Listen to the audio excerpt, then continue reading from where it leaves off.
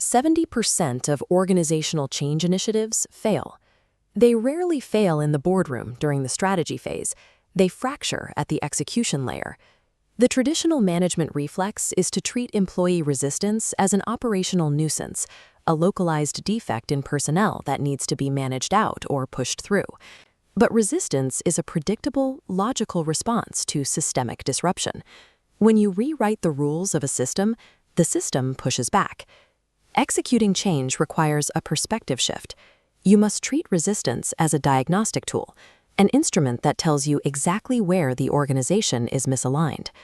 To read that diagnostic instrument, we have to unpack resistance into 3 distinct, intersecting vectors. Viewing pushback as rational forces, leadership to drop the demand for blind compliance. It forces them to start diagnosing root causes. The first vector is psychological. For an employee, organizational change often registers as an experience of profound loss and a direct threat to their professional identity. We see this in the transition curve. Employees process cognitive dissonance as the new operating model invalidates their expertise. They cycle through shock, anger, bargaining, and depression before they can reach acceptance. The second vector is structural. Friction spikes when leadership demands new behaviors but leaves the old architecture intact. If legacy reward systems, performance metrics, and reporting lines still incentivize old habits, resistance represents a logical economic choice for the employee. The third vector is political. Applying Jeffrey Pfeffer's organizational model, we see that change alters the distribution of power. It shifts control over scarce resources and decision-making away from established centers. Unless a leader can accurately identify which of these 3 vectors is driving the friction, any intervention will misfire. These vectors rarely look like outright rebellion. Leaders have to decode subtle, often disguised employee behaviors. We map this using a taxonomy matrix from Darwin, Harris, and Ogbonna, crossing an individual's willingness to change against the strength of their subgroup culture. In the upper right quadrant, we find active acceptance. This is what vocal alignment looks like in practice, employees explicitly supporting and driving the new initiative. Moving to the center, we hit general rejection. Here, the pushback is overt. Employees voice direct complaints and openly question the validity of the strategy. The highest risk lies in the corners of covert sabotage. This takes the form of praising to death or damning by association, stealth behaviors that quietly chip away at the initiative while maintaining a veneer of compliance. Cohesive groupthink calcifies these covert behaviors. A strong subculture can enforce team-wide resistance, even when individual members privately agree with the change. Classifying the exact behavior is the prerequisite for unlocking the targeted leadership tools needed to neutralize it. Effectively managing this pushback does not rely on mystical, inborn leadership traits. Effective execution requires a specific architecture known as the full-range leadership model. Before transformation can begin, a leader must establish a stable transactional baseline, relying on contingent reward and clear operational management. Transformational leadership builds on top of that baseline through 4 codified operational behaviors known as the 4 I's. First is idealized influence, acting as an ethical role model who shares risk. Second is inspirational motivation, communicating a compelling future state and setting high expectations to elevate team effort. Third is intellectual stimulation, encouraging employees to reframe problems and voice dissenting ideas without public rebuke. Finally, individualized consideration, where the leader acts as a coach, mentoring followers based on their specific growth needs. These 4 behaviors directly address the psychological loss and self-efficacy deficits we mapped earlier. They rebuild trust and competence in real time. These behaviors form a universal platform. From this base, leaders can launch highly specific, situational change tools.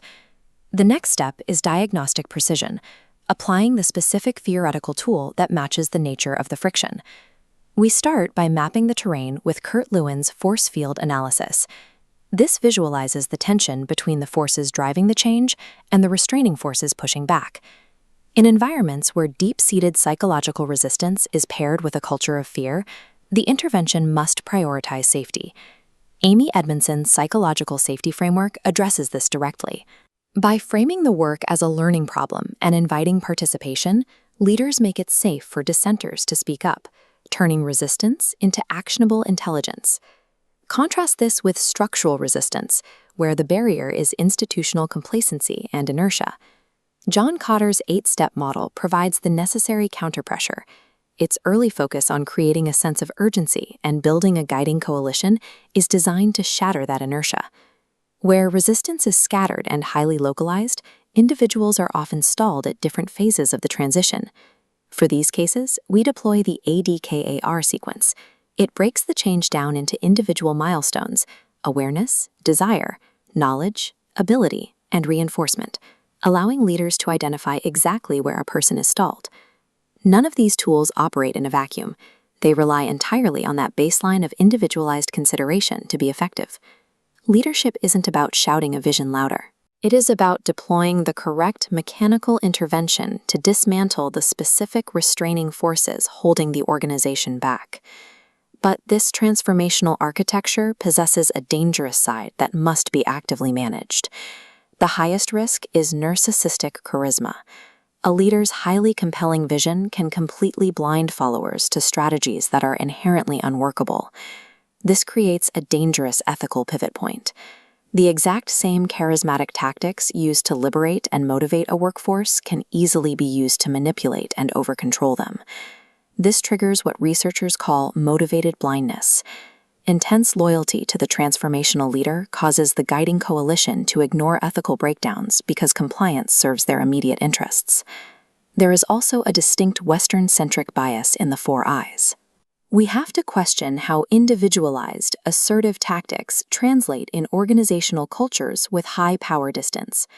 Without an anchoring ethical climate and structural reality checks, transformational leadership does not ensure success. It accelerates organizational damage. This leads us to dismantle the myth of the hero CEO. The assumption that performance is driven by a single visionary is empirically weak. Placing the entire burden of execution on the shoulders of one individual guarantees implementation weakness and change fatigue. True transformational change is distributed. It requires aligning the formal organization, the informal culture, and the reward systems around the new strategy. Employee resistance represents the system functioning exactly as it was built to function. The practitioner takeaway is clear. Abandon the search for innate charisma and instead build a capability for diagnostic precision. Efficacious organizational change is an exercise in applied behavioral architecture. It requires the ethical, surgical application of theory to the reality of human friction.